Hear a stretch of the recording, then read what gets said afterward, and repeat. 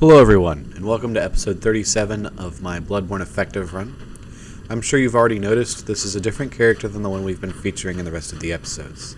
I unfortunately lost all the audio footage, or the audio,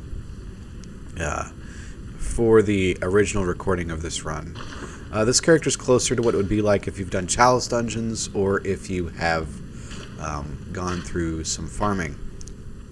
I did this character as a means of doing a plus 10 before Amelia run, and I did that. We will still have the original footage, it's just there's no actual audio, so I've decided to use this to get the cutscene audio and trim the other sessions. I hope you enjoy the fights.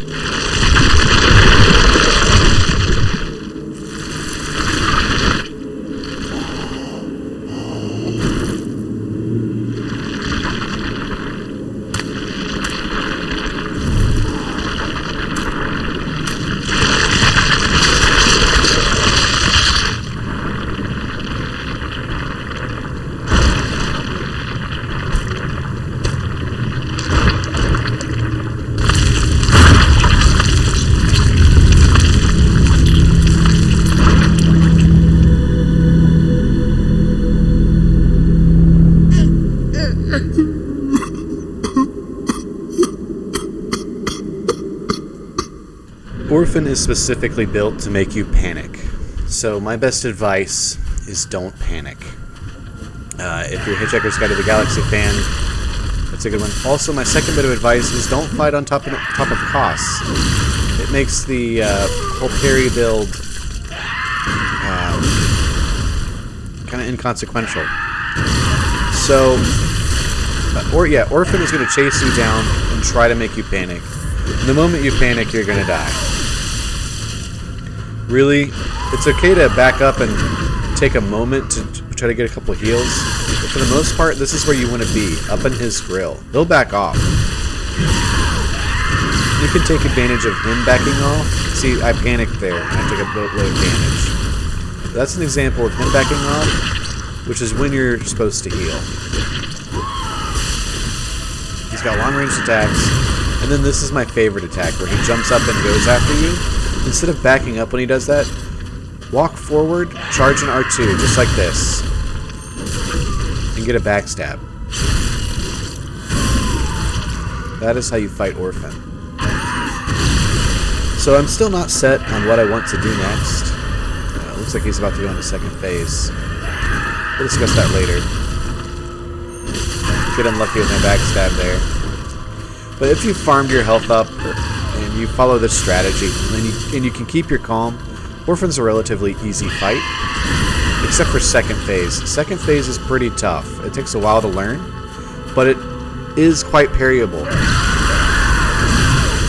Once again, though, you want to stay close to him. He can punish you a lot more for it than he can in other places, but he can also punish you a lot more for backing off. And staying close to him, I believe, prevents him from doing, well, discourages him, rather, from doing the Calling of the Storm attack, where he summons lightning from the sky. Another goofy thing, which doesn't get shown off here, if you parry him and throw a poison knife instead of doing a riposte, you can wail on him for about 3 to 5 seconds without him reacting. And a lot of people do that as their means of blood level 4 Orphan, or their first time fighting him, trying to figure it out and get it down pat. So I do still have the footage from the other fight. It's unfortunately we just don't have any audio. So we will be showing that after this here, and I'll be discussing it in the same kind of detail, hopefully.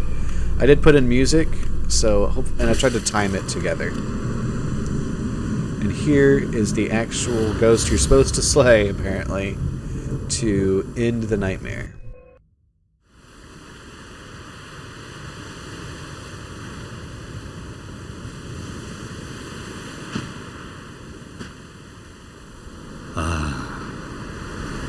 sweet child of Kos turned to the ocean. A bottomless curse, a bottomless sea, accepting of all that there is and can be. Luckily for me, I do happen to have the Bloodborne soundtrack, including the Old Hunters music, so I'm at least able to simulate some of the effects here. I tried to edit it in such that the music changed with the elements of the fight from the original. But if you're concerned that you have to farm in order to beat Orphan, and you've been following my playthrough exactly without farming, no, you can definitely still fight Orphan, and here's proof of that. Every time he does that jump attack, you go under it. I was a little early on that parry, and then I play a little too long on Mom, because it just makes it hard to get the visceral attack from on him when you're standing on Kos herself. I'm not 100% sure, but I think it's implied that the Bergenworth scholars, Lawrence and all of them, killed Kos, and the village was subsequently upset. I think Kos was protecting the villagers from them, and that might not be true at all. This is just my speculation based on the elements of the story I know. But yeah, Kos was protecting the village from them, and they wanted their eyes so they could have eyes on the inside. So all the eyes in the jars over at the Bergenworth College are from here. If that's a terrifying fact. You can just code around him like that, but you need to stop right when you're behind him and go for the backstab, rather than how I went a little too far there. I think I do a better job in this third phase. I don't remember. We'll see. Or third phase, the second phase. Yeah, I think I handle it a little better. Didn't handle the first phase as well, but I think the second phase I handle better in this video. And I first tried him here.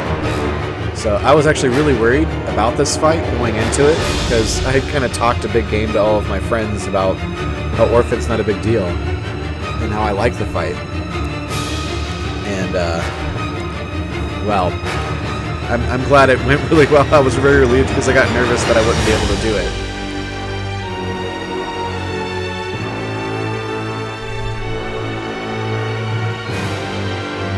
Still, I took 13 blood vials. I can do better, I think.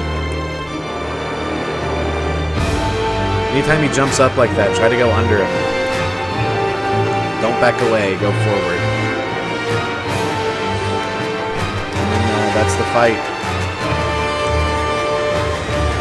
All that's left in the DLC is Lawrence. Thank you for watching. Stay safe and have a wonderful day.